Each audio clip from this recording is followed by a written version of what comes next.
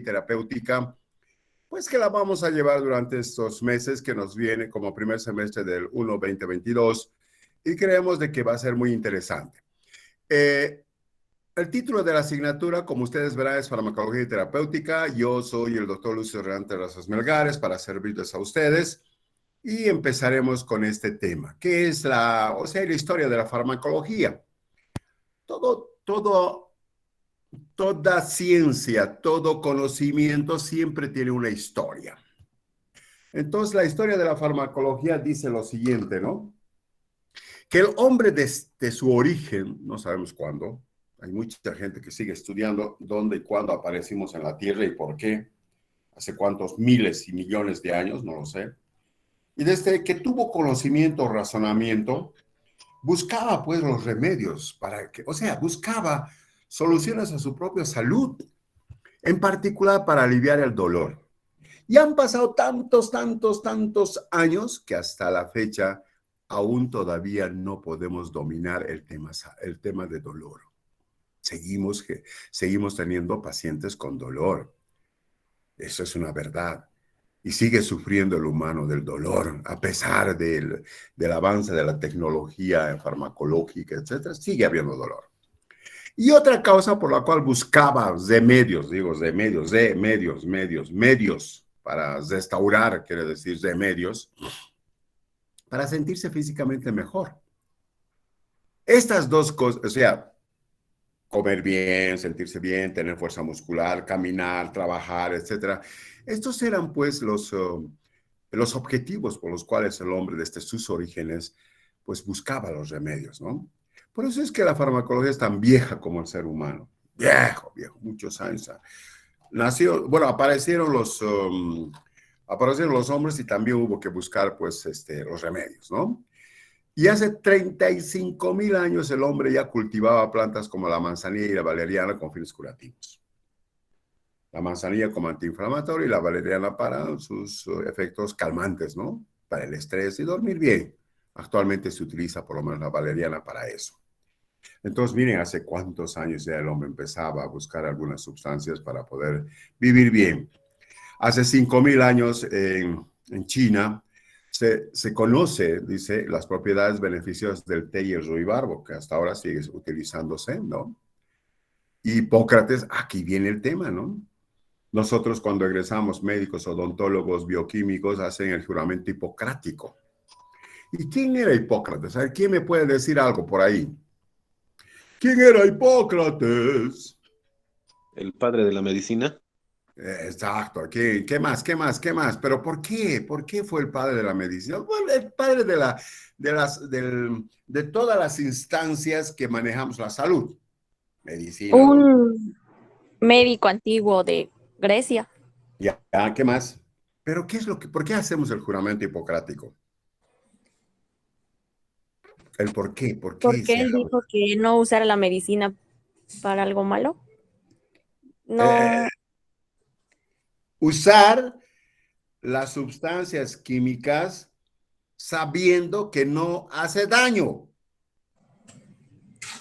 ¿Me entendieron o no? Sí, Está bien. ¿Cómo te llamas, hijita? Te acercaste. Por eso dijo él, hay una palabra que se utiliza actualmente de Hipócrates, el primum non nocere. Si no me equivoco, es en latín o en griego, no sé. Pero es primum non nocere. Lo primero que debe conocer el médico, el odontólogo, el bioquímico, farmacéutico es saber que esa sustancia no hace daño al paciente o a la persona. Sí. Ahí está la ética, por eso dice Hipócrates, asentó la base ética de la medicina o de la salud o de los que estamos metidos en salud. Fue un gran conocedor tanto de la teoría médica como de su práctica a través de estudios sobre plantas medicinales. Está muy bien. Pero lo que sí habla, importante, por eso se hace el juramento hipocrático, no tienes que dar pues cualquier medicamento a una persona sin saber que ese medicamento no le va a hacer daño. Eso es lo que... ¿no? Por eso es la ética. Inclusive decía Hipócrates más allá, no importa con qué curen, no importa. A mí lo que me interesa es que curen. Dice lo que, pero sepan que están dando. Cuidado con que le den pues un veneno y se muera. No, no, no, no. No importa con qué curen, dicen. Lo que me interesa es que curen a ese paciente, o a esa persona o a ese humano. Pero cuiden con ese término. Primero conozcan de que esa sustancia no debe hacer daño. Y luego pasan los años, el Imperio Romano, hay un señor que se llama así, Dioscórides, Pedacio, Dioscórides, un médico, tiene que ser. Bueno, en esa época pues se dedicaban, ¿no? Me imagino que no estudiaban medicina, no habían facultad de medicina, pero se dedicaban a hacer el estudio de estas plantas, etcétera, que tenían alguna actividad o acción sobre la salud del paciente. Y hace una obra este señor de materia médica. Fíjense, estudia el origen de las sustancias químicas que tienen valor terapéutico de origen vegetal, animal y mineral. Este es la farmacognosia, por ejemplo. Los medicamentos vienen o tienen un origen vegetal, tienen un origen animal y tienen un origen mineral. Algo que me estoy olvidando. Espérenme un momentito, por favor.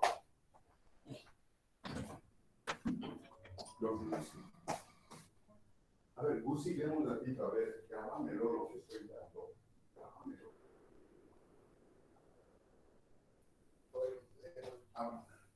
¿Por qué no me deja?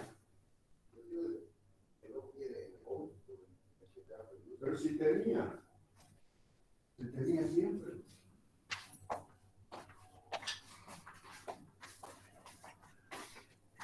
Esperen un momentito, jóvenes. Mira.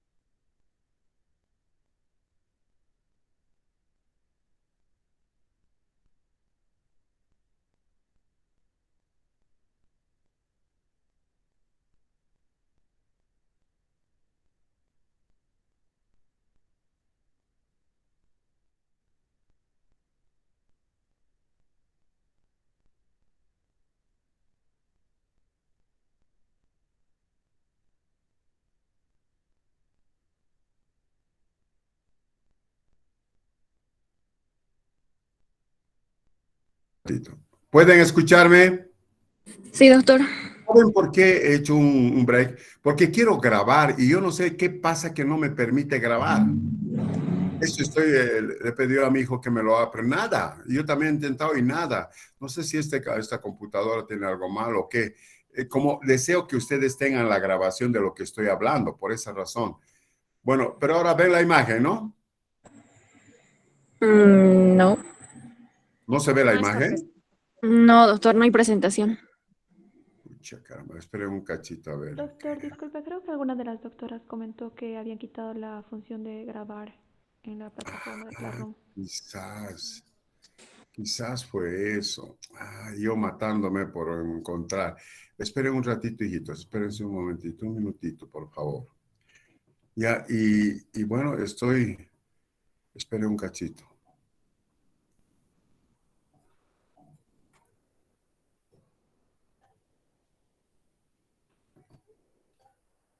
Ahora sí ven, ¿no?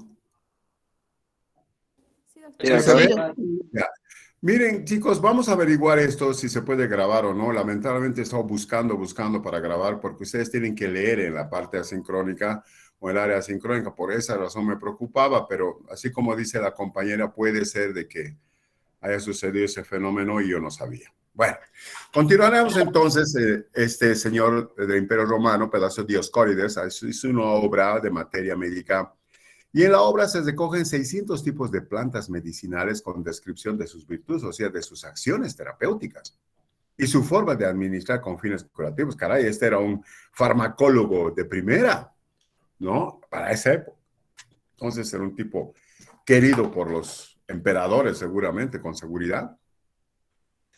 Y luego ya, en nuestra época contemporánea, en el año 1803, el alemán, que es con este apellido Tourneur, aisló un principio activo de la planta del opio, que era la morfina. ¿Y por qué? ¿Por qué la morfina? Porque calmaba el dolor y calma el dolor. Y hasta ahora seguimos utilizando la morfina como analgésico. Es uno de los analgésicos más potentes que conoce el humano. Entonces, por esa razón es que, se ha estudiado la morfina desde hace mucho tiempo. Y después de eso, otro colega suyo, de este alemán, en el año 1838, o sea, 30 años después, incorporan el microscopio para poder investigar la farmacología. Entonces ahí aparece la farmacoquímica, para ver la estructura química de las sustancias que producen, pues, una acción farmacológica, ¿no? Y de ahí es que aparece la verdadera la ciencia de la farmacología y damos una denominación y decimos, ¿qué es la farmacología? Ciencia que estudia las modificaciones, fíjense lo que dice, es una ciencia que estudia modificaciones, no cambios, que producen las sustancias en los organismos vivos. Por ejemplo, vamos a ir con un ejemplo bien fácil, el paracetamol, que tanto utilizamos el paracetamol. ¿Cuál es la modificación? Calmar el dolor.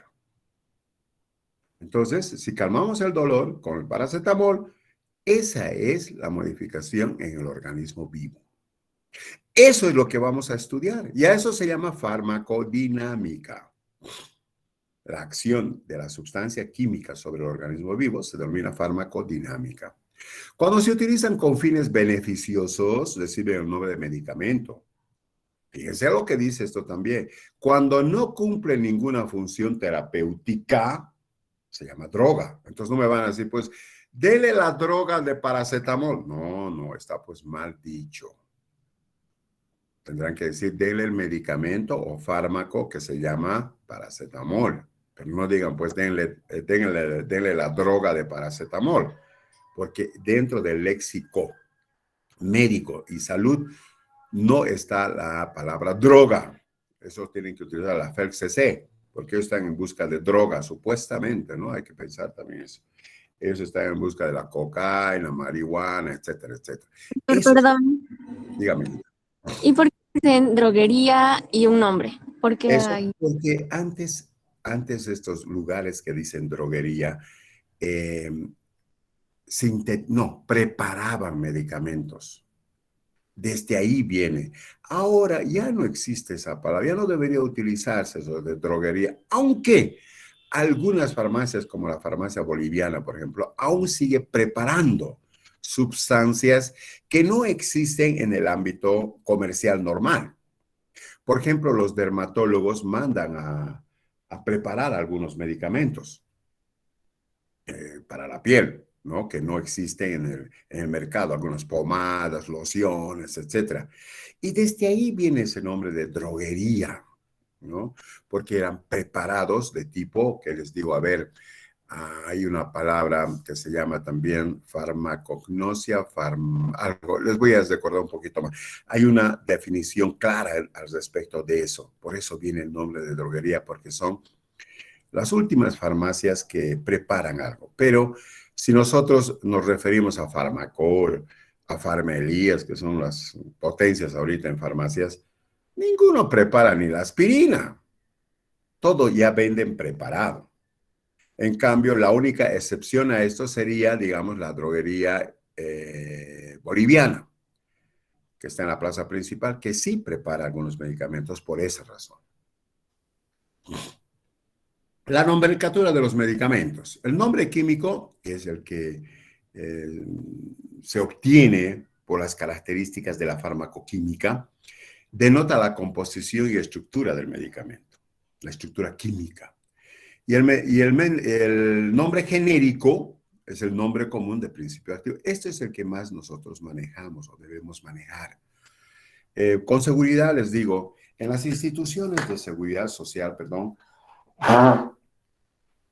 los médicos utilizamos el nombre genérico. Nosotros no utilizamos el nombre comercial o nombre fantasía, dicen.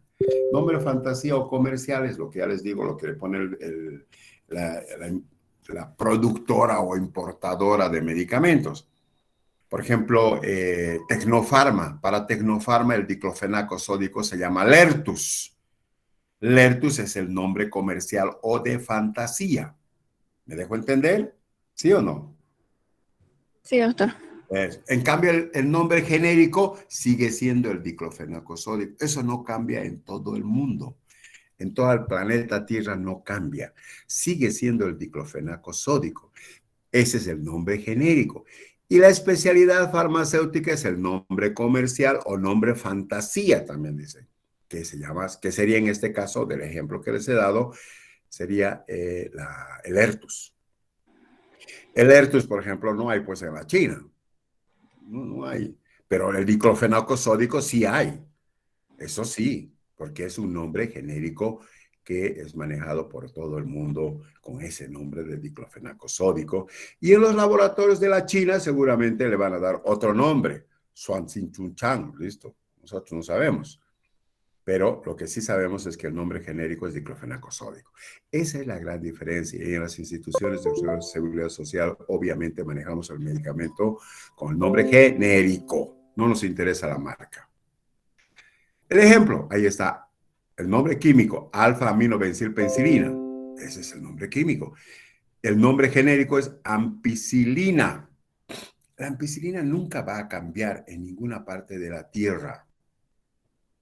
En Estados Unidos, en no sé, donde sea, sigue siendo ampicilina. Pero esta misma ampicilina, dependiendo de INTI, de Vago, de Tecnofarma, hay tantos laboratorios que existen, puede cambiar su nombre. Amplivin, Omnipen, etcétera, etcétera. Eso no me interesa a mí. A mí lo que me interesa es esto. Entonces hay que saber manejar el nombre genérico. Por eso cuando viene algún paciente a mi consultorio privado, se me han dado, dice, el Omnipen. Yo no sé qué es el Omnipen. No. A ver, muéstrame el medicamento, le digo. Porque cada laboratorio le da un nombre característico de su empresa. Hasta el apellido del dueño. Y ahí sí no me doy cuenta. Pero cuando leo el nombre genérico, sí, ya sé qué es lo que pasa. ¿Qué tipos de medicamentos tenemos en toda la instancia de la seguridad social, en las instituciones de salud? Tenemos los medicamentos esenciales. ¿Qué significan los medicamentos esenciales? Son aquellos que responden a las necesidades de la población. Si yo tengo una población de asegurados, niños, que se llama jóvenes y adultos, entonces tengo que tener en mi farmacia todos los medicamentos esenciales para esas edades. Es lo mismo que si yo soy farmacéutico, bioquímico farmacéutico, voy a abrir mi farmacia y tengo que tener medicamentos para todos. para los niños, para los jóvenes, para los adultos y para los viejitos, ¿verdad? Por ejemplo, Farmacor, Farmerías, son instituciones donde tienen los fármacos esenciales, porque si no, no sirven como farmacia. Yo voy a ir a comprar un medicamento, no hay, tienen que tener de todo. A eso se llama tipo de medicamento esencial, indispensables para satisfacer las necesidades de la población. Similar, a veces son estructuras químicas similares. Por ejemplo, sucede con las penicilinas y las cefalosporinas. A eso se llaman tipos de medicamentos similares. Y huérfanos son aquellos principios activos o medicamentos que lamentablemente ninguna empresa farmacéutica las quiere elaborar porque es solamente un costo. Y dicen ellos, no sirve esto porque nadie compra muy pocos. ¿Y para qué yo voy a producir eso? Vano. Entonces, por lo tanto, ellos mismos hacen que, no producen. Y las instancias que controlan la venta de los fármacos o la utilización de los fármacos o la síntesis de fármacos, a veces hasta les obligan a que tienen que hacer estos fármacos o tienen que elaborar estos fármacos. Porque nadie quiere hacer porque tiene poca venta y obviamente la ganancia es mínima, ¿no? A eso se llama fármacos huérfanos. Áreas de la farmacología, cinética, esos dos quiero que aprendan. Estos dos. Bueno, ya esto también es importante, pero estos dos. ¿Qué es la farmacocinética, jóvenes?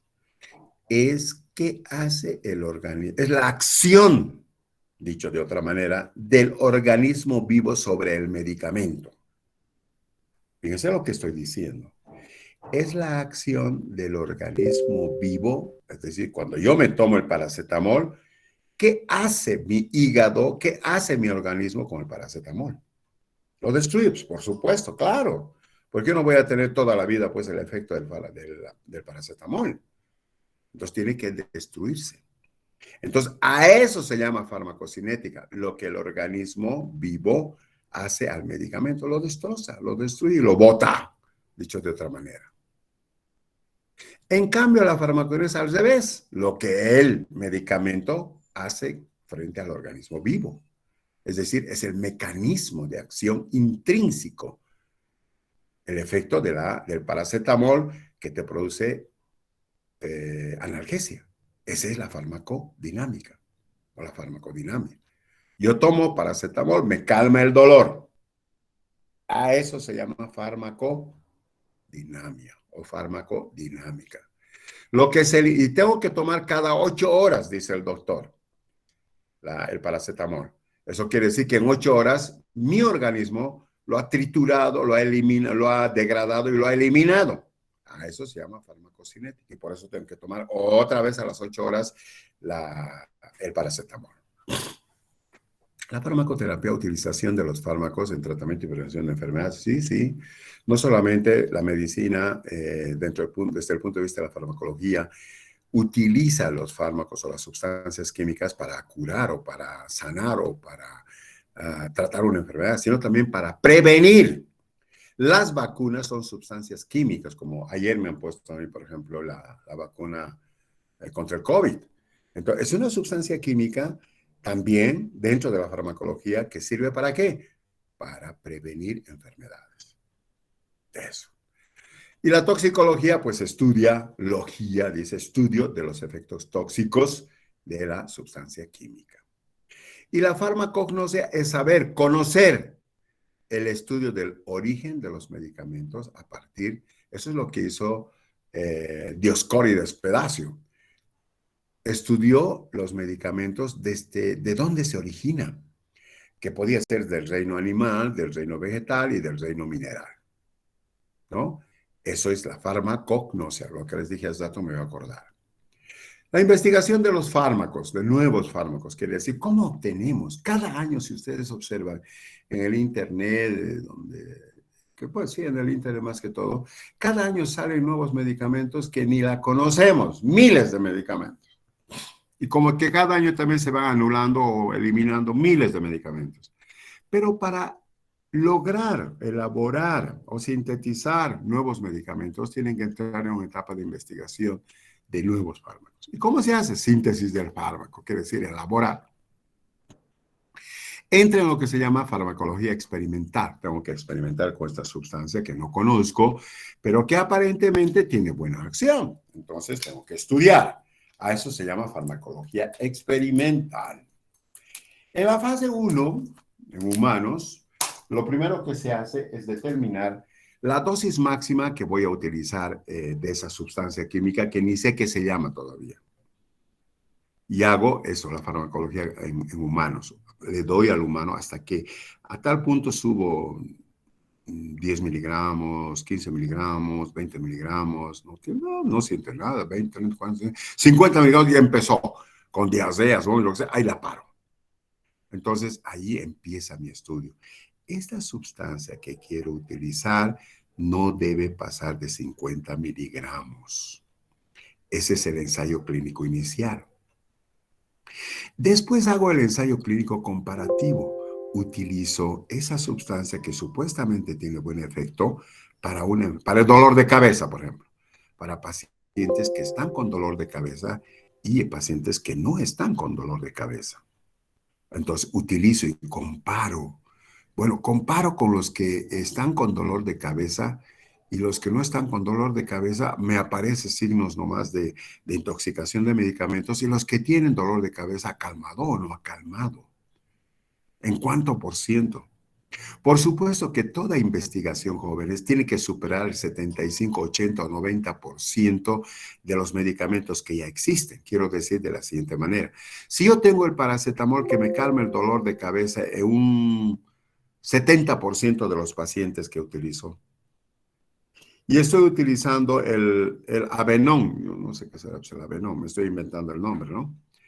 Y sucede que ese Avenon a 50 miligramos me calma el dolor solamente a 60% o a 50% de la población con dolor de cabeza. No me sirve, pues. Hay que botarlo. Porque ya tengo el paracetamol que me calma al 70%.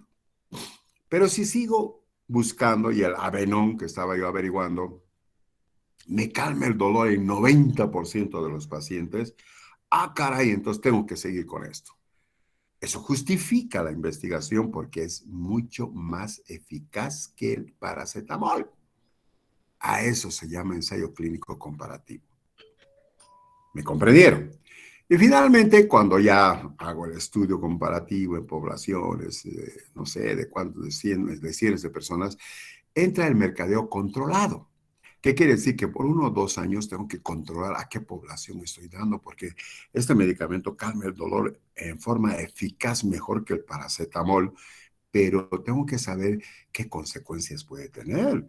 Puede ser que esté produciendo una malformación congénita en las embarazadas que tienen dolor de cabeza, o está produciendo alteraciones en la salud de los otros pacientes, como por ejemplo hipertensión o lo que fuera. Entonces, a eso se llama mercadeo controlado.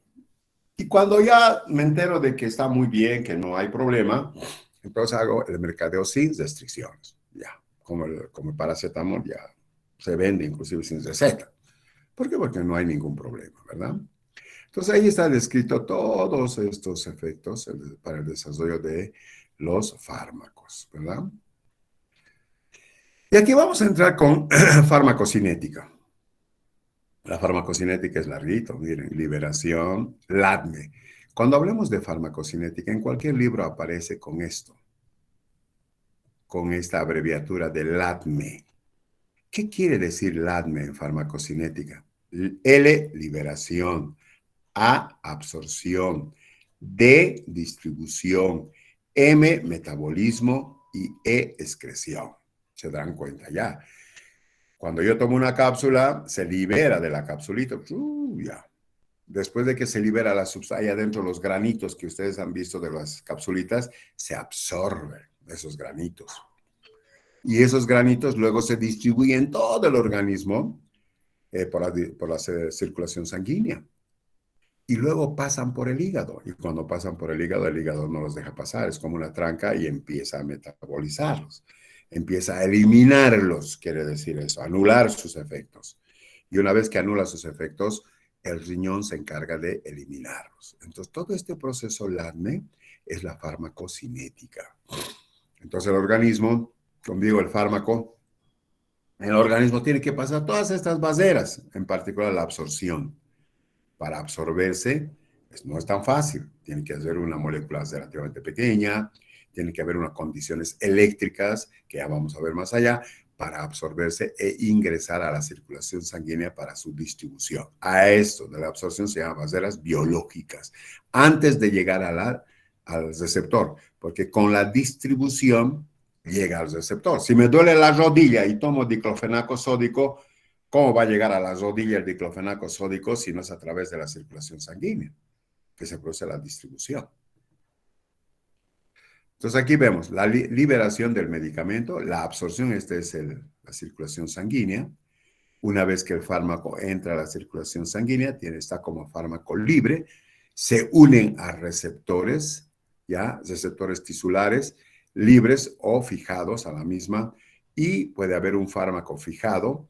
En ambos casos, cuando hay mayor cantidad de proteína, por ejemplo, se unen mucho los fármacos a las proteínas, es decir, a la albúmina.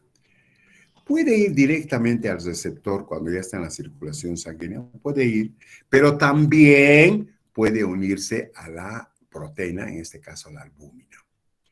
E inclusive puede depositarse como reservorios tisulares. Pueden ser libres o fijados, desde donde nuevamente son liberados. Por eso, mira, se unen, se ocultan, digamos, como reserva, como depósito, pero también son liberados después cuando hay necesidad. Lo mismo aquí con los receptores, pueden fijarse a donde duele, en la rodilla, por ejemplo, a los receptores para el dolor, luego también pueden liberarse de allá. Y finalmente aquí el fármaco fijado o no fijado está unido con la proteína o no. Puede también ser fármaco fijado o unido a la proteína, a la albúmina, pero también puede liberarse y convertirse en fármaco libre. El fármaco libre es el que mejor efecto tiene en el organismo. Y este fármaco libre que circula, esta es la circulación sistémica, sufre un proceso de biotransformación en el hígado. Una vez que se degrada y lo destruye, estos metabolitos son eliminados por el riñón. Eso es lo que quiere decir esto, todo este cuadrito.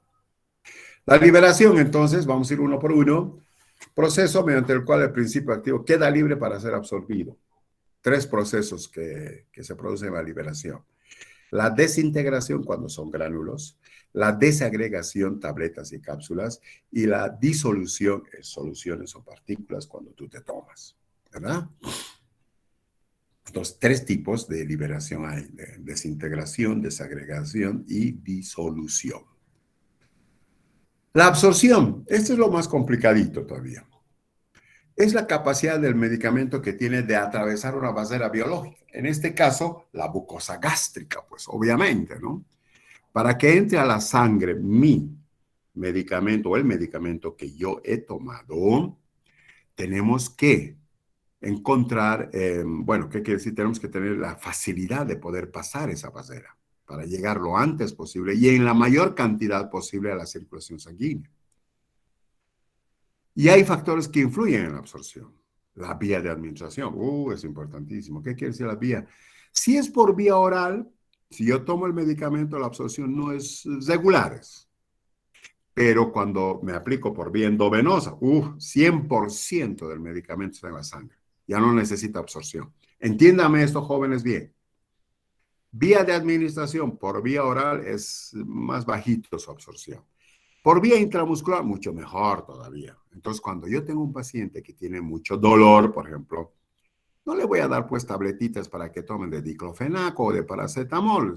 Si tengo yo el diclofenaco en ampollas, le doy pues en ampollas. ¿Por qué? Porque me va a hacer mucho más eficaz el efecto analgésico. Y eso depende de la vía de administración. Lo propio, si el dolor no es muy importante, no le voy a dar endovenoso, le daré en tabletitas nomás. Para eso estamos aprendiendo la farmacología. Fíjense qué importancia tiene la vía de administración. También la presencia de alimentos y fluidos influyen en la absorción. Cuando decimos encima de los alimentos, probablemente el medicamento, no probablemente sí, disminuyen su absorción. La dosificación es importante. A mayor dosificación, mayor será el efecto. La superficie de absorción es importantísimo. Por ejemplo, la vía sublingual para analgésicos que hay sublinguales es excelente, se absorbe rapidísimo cuando los medicamentos son liposolubles. Eso depende del tipo de irrigación sanguínea que tenga. La acidez del estómago, eso es importantísimo. Vamos a ver como el pKa. Hay muchos medicamentos que no se pueden dar por vía oral por la acidez del estómago. ¿Por qué? Porque ¿qué te puedo decir? Le carga eléctricamente al medicamento y no es absorbido. Entonces, este problema de que se carga eléctricamente el medicamento, tiene su carga eléctrica normal y se une o se choca con un medio ácido o alcalino, no permite su absorción. A eso vamos a ver como el pKa más allá. Y la motilidad gastrointestinal, dicen los autores que cuando hay aumento de la motilidad, como en la diarrea, por ejemplo, se absorbe menos el medicamento. Pero para mí lo más importante es ¿ya? Y la superficie de absorción, pero para los efectos, estos dos. El proceso de absorción-filtración. ¿Qué quiere decir esto? Las barreras biológicas que tenemos nosotros en el organismo hacen que los fármacos tengan que atravesar estas barreras celulares por soluciones de continuidad que hay en las células, canales acuosos en la membrana celular. Deben ser de bajo peso molecular, porque si son grandotes no pasan, pues sí, para poder atravesar esa barrera celular. Normalmente, fíjense, ya está hablando, son sustancias que tienen carga eléctrica, ¿no? Ya está hablando aquí de cargas eléctricas y por esa razón tiene mucha importancia que el pH, el pH. ¿Qué es el pH? A ver, ¿quién me puede decir? ¿Quién es el valiente? A ver, a eso han llevado en fisiología. A ver, ¿qué es el pH? Doctor, el pH es la... Abrí tu cámara, abrí tu cámara. Doctor, Eso, muy bien. Me gusta el pirata. el pH es cómo se mide el grado de acidez o alcalinidad. Mientras más bajo el número es más ácido y mientras más alto es más alcalino.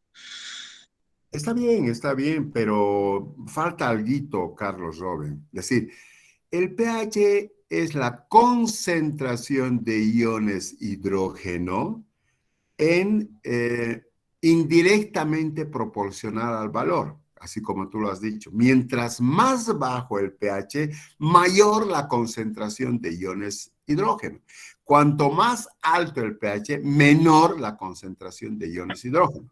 Es indirectamente proporcional. ¿Estamos de acuerdo? ¿Me has entendido eso o no? Cuanto más iones hidrógeno tenemos, el pH es más bajo. Cuanto menos iones hidrógeno tengo, el pH es más alto. Eso quiere decir nada más. Entonces, indirectamente proporcional, ¿verdad? Nuestra Jessica Micaela Terrazas, y todavía mi sobrina, y se va de clases. Imagínate, no quiere escucharle al tío, carajo. Bueno, seguimos. Entonces, ese es el pH, ¿no? Y vamos a ver más Sigo que... presente, doctor, es todo lo que estoy grabando. ¿Perdón? Sigo presente. Ah, ¿estás grabando? Sí, doctor. Sí, Pero, doctor. ¿y cómo estás grabando, hijita? A ver, dime. Eso me interesa. ¿Con Sí, con tu eso le quería computadora? explicar al final de la clase. ¿Con tu Sí, computadora? doctor. Oye, pero ¿y por qué mi computadora no puede grabar? Ahora, ¿sabes qué te voy a pedir? ¿Cómo te llamas, hijita? Jessica Micaela. Jessica Micaela, ¿qué, pero? ¿Tu apellido? Terrazas Pati. Ah, eres mi sobrina, entonces. Mi sobrina te voy a decir, oye, sobrina, tienes que Mira. pasarles entonces a los compañeros de tu grabación. Por favor, pásales por la misma plataforma o si no, por el WhatsApp. Para aquellos que no han podido asistir a clases el día de hoy. ¿Me comprendes, sobrina? Le comprendo, doctor. Ya. Claro que sí. Entonces, por favor, hazme ese gran apoyo, porque yo no sé, voy a seguir averiguando por qué mi computadora no graba. La verdad, no lo sé. Porque Doctor, dime. Dime, hermano. Disculpe, lo que nos han dicho, nos dijo una doctora, es de que no saben por qué, pero desde las centrales han deshabilitado la opción de grabar a todas las clases. Ya, y ¿Sabes por qué es eso? Te voy a decir por qué es eso. ¿No ve que ha habido la grabación de los estudiantes que les han hecho a los docentes, que estaban borrachos, que no sé qué, que ¿se recuerdan esas cosas, no? ¿Se acuerdan? Seguramente por eso, sí. Pero también, bueno, está bien, no voy a criticar ni voy a opinar al respecto. Tendrán sus razones y punto. Pero lo que está haciendo la sobrina Jessica está bien. Entonces graba y se los va a pasar a ustedes por el WhatsApp para que tengan. Y ustedes se copian pues en su celular, hermanos. Y en el celular se copian y escuchan la clase de lo que ha hablado. ¿No te parece, Jessica? Me doctor, parece, disculpe, doctor. Dime. lo que pasa es de que por lo general cuando se utilizan así programas para grabar, Ajá. para que tenga buena calidad, pesa mucho y no se puede pasar por WhatsApp. Ah, sí, eso Sería tiene. bueno que tengamos un grupo de Telegram. Por Telegram se puede pasar hasta 2 gigas de video.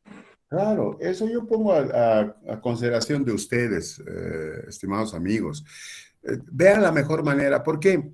Porque en las clases virtuales, ya les había dicho, lo más que pueden hacer, suficiente, bueno, leer el libro sí pueden hacerlo, el librito que les he dicho, el compilado. Pero también más fácil para mí es escuchar lo grabado, lo que dice el tanta docente. ¿Me entienden, no ve? Lo que estoy diciendo yo, eso escuchen ustedes y de por sí es como si estuvieran estudiando. Por esa razón quería grabar, pero lamentablemente no se puede y se lo está haciendo Jessiquita, que bien, vean ustedes la mejor manera de distribuir esa información. En particular, para eso es pues el WhatsApp que tenemos, para aquellos jóvenes o compañeros que no pueden asistir por alguna situación a la clase sincrónica. Día sábado es más fácil, van a asistir, yo sé, algunos será que no, pero va a ser más difícil. Tenemos el lunes, el miércoles y sábado, esos son los días, ¿verdad? Sí, doctor. El lunes, Doctor, dime, doctor, para que dime. sea netamente que la compañera Jessica, para un grupo netamente para los videos, podría enviarles un link de un grupo de Telegram en este momento y podrían unirse todos. No sé si está de acuerdo. Estoy de acuerdo, pues hagan eso, no hay ningún problema. Ustedes, chicos, tienen la gran oportunidad de manejar la tecnología mejor que nosotros, los viejitos. Ya nosotros pues somos de otra generación, a veces, a lo mucho que hacemos son estas cuestiones que tú estás viendo, pero ustedes saben toda una serie de formas de cómo hacer utilizar el tipo de la tecnología. Háganlo, no hay ningún problema. Háganlo en Telegram, pues, sin levantar mucho polvo, decir, bueno, vamos a pasar porque por algo han hecho de que no se graben, por algo. Entonces, si nosotros vamos a decir, estamos pasando la grabación de por Telegram, ya está. O sea, vamos a levantar por vareda. Es mejor que no decir nada. Ya, grupo Farmacología 1, 2, listo, Telegram, y pasamos ahí todas las grabaciones. O los que quieren hablar con, miren, a mí me parece más interesante que Jessica ha tenido esta idea muy bien. Lo que podemos hacer es que aquellos que no han escuchado la clase, bueno, también es bueno que todos tengan, ¿verdad? Le pidan a Jessica que por favor se los pase, ya sea a través de su correo o internet. Eso es también importante. Inclusive si tuviéramos, si de alguna forma se puede pasar directamente al correo de internet, sería bueno también. A ver, vamos a ver eso, jóvenes. ¿Listo? Pero vean ustedes la mejor manera de pasar la grabación de la clase para que todos los compañeros sean beneficiados. ¿Listo? ¿Listo, Jessica? Listo, doctor. Listo. Entonces tú manejas esa situación de tal manera que todos tengan la grabación. Muy bien. Dentro del concepto del paso de las barreras biológicas en el mundo de la medicina, tenemos la difusión pasiva. Eso también es un concepto que ustedes lo han llevado en fisiología. La difusión pasiva significa el paso de una sustancia química a través de una membrana celular, a través de una membrana nomás, desde el lugar de mayor a menor concentración. A eso se llama difusión pasiva. De más a menos, donde no hay gasto de energía. Y esta difusión pasiva es facilitada mucho más por la liposolubilidad de la sustancia química. Por eso dice aquí, gradiente de concentración. De mayor a menor no hay gasto de energía. Pero la difusión facilitada, sí, muy parecido a la difusión simple o pasiva, pero donde se tiene que tener un portador. Un portador significa, o un transportador, ahí está, para atravesar la membrana. Es lo que sucede, por ejemplo, el paso de la glucosa desde el extracelular al intracelular. La glucosa no pasa por difusión pasiva, pasa por por difusión facilitada. La insulina le provee ese portador o ese transportador para atravesar la membrana. Y si la insulina no le provee eso, entonces la glucosa está alta en sangre y las células están sufriendo por falta de glucosa. Entonces, fíjense, el ejemplo más fácil de entender para la difusión facilitada es la unión de la glucosa con el transportador para atravesar la membrana celular y entrar al interior de la célula para producir la glucólisis aeróbica en el ciclo de Krebs. Listo. Entonces, en la difusión facilitada se une el transportador a la sustancia y se hace liposoluble para atravesar la membrana. Una vez que atraviesa, libera el fármaco. Es como cuando yo voy a Tiquina, el transportador, han ido a Tiquina muchas veces, al estrecho de Tiquina, el barquito me pasa al frente, me subo al barco, me hace pasar el agua y luego me bota. Ya, eso es lo que es. Una vez que atraviesa el estrecho, me libera a mí, o sea, yo me bajo, ¿no? Es lo mismo sucede con el fármaco y sale para buscar otro. Es decir, sale hacia la periferia y vuelve a meter. Tiene las mismas características que la difusión pasiva. Obviamente no necesita energía, gasto de energía, sino la presencia de un transportador. Y el transporte activo es lo contrario a la difusión pasiva. Primero, es un fármaco muy poco liposoluble y segundo, va de una concentración menor a una concentración mayor. En contracorriente le pone, ¿no? Es decir, es como si yo estuviera utilizando mi barquito para navegar en contra de la corriente del río. En cambio, la difusión pasiva era a favor de la corriente del río. Pues facilito, me voy, no necesito energía, ni siquiera necesito remar. Pero en este caso necesito remar duro porque estoy yendo en contra la corriente del río. Eso es el transporte activo. Se une a un transportador que le ayuda a atravesar la barrera celular. Va contra gradiente, es decir, necesita energía. Y la pinocitosis es el englobamiento de una sustancia grande, por ejemplo, la vacuna. La vacuna que ayer yo me he puesto es una proteína grande. No atraviesa la membrana celular rápidamente. La membrana celular tiene que englobarla, tiene que abrazarla, vamos. A ese proceso se llama pinocitosis o endocitosis o exocitosis. Se emplea para proteínas o macromoléculas con un peso molecular mayor a 1000. Por ejemplo, el hierro, la vitamina B12, el intestino, del intestino a la sangre y las vacunas.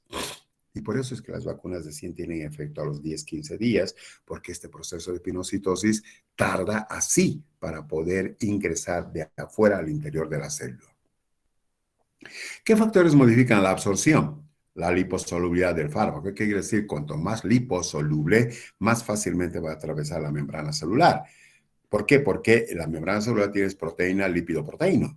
Entonces, a quienes acepta mejor son a los lípidos, a los liposolubles. Un fármaco ácido débil en medio ácido predomina la fracción, aquí esto es importante, no ionizada. Este término de ionización y no ionización es importante para el pKa, que vamos a ver un poquito más allá. Y está relacionado con el pH, ¿ya?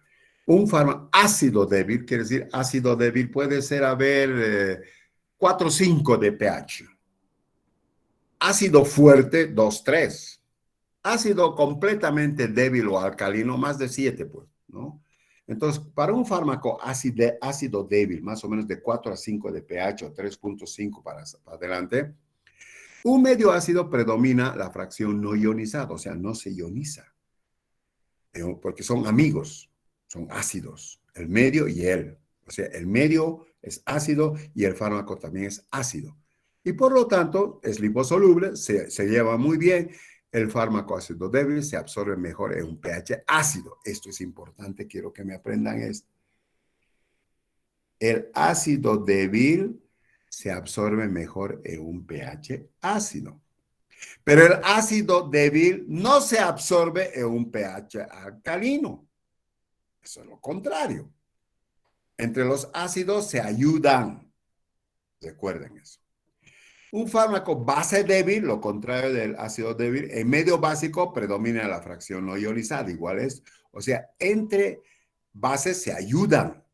Entonces se absorbe bien en un medio ácido. Pero una base débil en un medio ácido se absorbe mal. Mal. ¿Me entiendes, Jessica, o no? ¿Sí? Está claro, doctor. Ya, gracias. Aquí viene el concepto del pKa, por eso. Y el pKa está relacionado con la ionización. Fíjense lo que dice el pKa, jóvenes. Dice, el pKa es una constante parecida al pH. Bien. Es la fuerza que tienen las moléculas de disociarse. Es el logaritmo negativo de la constante de disociación de un ácido débil. Ya, el pH.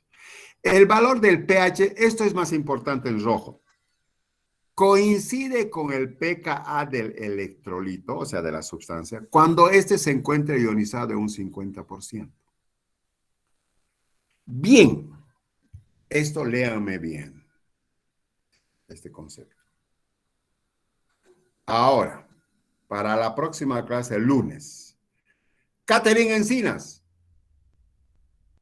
Catherine Encinas. Dígame, doctor, buen día. Abre tu cámara. Ay, no, doctor, recién me he despertado. Ay, chica, después de la... ¿Qué le has regalado a tu papá? ¿Qué le has regalado a tu papá, Catherine? Desayuno, vive en Santa Cruz, mi papá. Ah, bueno, ya. Bueno, Catherine Encinas, Carlos Robin y Jessica Micaela, los tres me van a preparar para el lunes. Y esto es aprendizaje, no creen que es presión. Definir muy bien el pKa. O sea, en base a ese concepto que les he dado, y lean un poquito más en las transparencias, van a definirme exactamente el pKa. Para que todos... Lisbeth Cárdenas más, mira que Lisbeth está en Ucrania, está Lisbeth con esa foto ahí. Lisbeth Cárdenas. Doctor, buenos días. Esa foto parece de Ucrania, ¿no? ¿No tienes algún pariente ucranense? No. Bueno, los cuatro entonces van a leer lo que es el pKa, por favor, para el día lunes a las 7 de la noche, para definir, o sea, lo que entiendan ustedes del pKa. Vamos a hablar. ¿Alguna pregunta, jóvenes? Doctor, esta información la podemos encontrar en su texto, ¿no? Perdón, dime, Carlos. Esta información la podemos encontrar en su texto, ¿no? Claro, puedes leer mi texto, puedes leer cualquier libro. Más bien, si enriqueces más, todavía mucho mejor, Carlos, obvio. ¿Entendido? Lo que quiero es que entendamos claramente qué es el pKa. Eso quiero que entendan. Y su relación con el pH. Nada más. Es así de sencillo. Puedes leer el libro cualquiera que quieras. ¿Ya? ¿Algún libro que Muy nos bien. recomienda? El mismo texto que yo tengo y el libro de farmacología de Litter o de, ¿qué se llama? Goodman. Cualquiera. O finalmente el internet, maestro. El internet es lo mejor, no vas a gastar plata. ¿Listo? Bien, muchachos. Nos despedimos hoy sábado, Día del Padre, porque es decir, allí mi población está esperándome para festejar, ¿ya? Con ¿qué se llama? Con guirnaldas, todo eso. No, Con salteña, doctor. Con salteña. no, pues, qué malas son ustedes, chicas. Siempre a los padres nos han dado salteña y Coca-Cola, ¿no? Por eso se enojan los papás.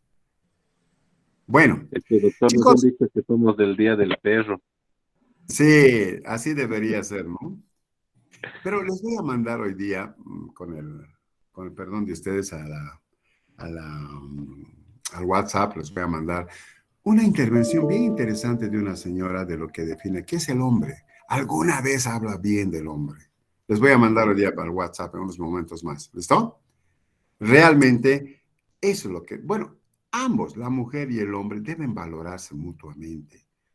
No es matarnos. Si en este mundo vivimos los dos nomás, no hay otro más, no hay, el tercer sexo no hay o no existe. Bueno, yo no sé dónde estarán estos tipos.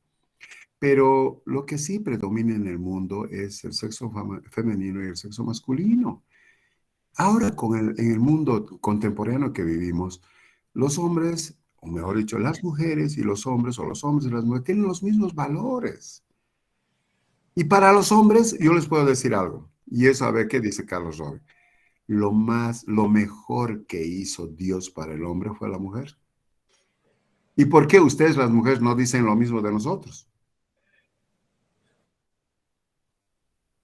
¿Por qué no dicen las mujeres, lo mejor que hizo Dios para nosotros fue el hombre? Pero no nos dicen, nosotros tenemos que decirles a ustedes. ¿No ven? ¿O no es así, Carlos Robin? Claro, doctor, no hay nada mejor que una buena mujer que te acompañe toda la vida. Claro. Pero también las mujeres deben entender eso. Es decir, no hay mejor que el hombre, no hay mejor creación que el hombre para mí, que te va a acompañar toda la vida, te va a ayudar, te va a querer, te va a amar, lo que tú quieras, ¿no? Pero por eso tiene que ser recíproco en ambos lados, de ida y de vuelta tiene que ser. No solamente nosotros los hombres de hogarles a las mujeres, hogarles a las mujeres. No se hagan hogar mucho, ni nos den la salteñita y su Coca-Cola, ¿no? Bien, chicos, felicidades a sus papás, un abrazo de aquí del doctor Terrazas y nos vemos el día lunes, nos escuchamos el día lunes a las 7 de la noche. ¿Listo? Está bien, doctor. Está bien, doctor. Gracias, hasta luego. Feliz día del padre, doctor. Hasta luego. Feliz día del padre, doctor. Gracias, chicos. Que les vaya muy Felicidades, bien. doctor. Hasta Un abrazo luego. a todos. Que lo pase bien.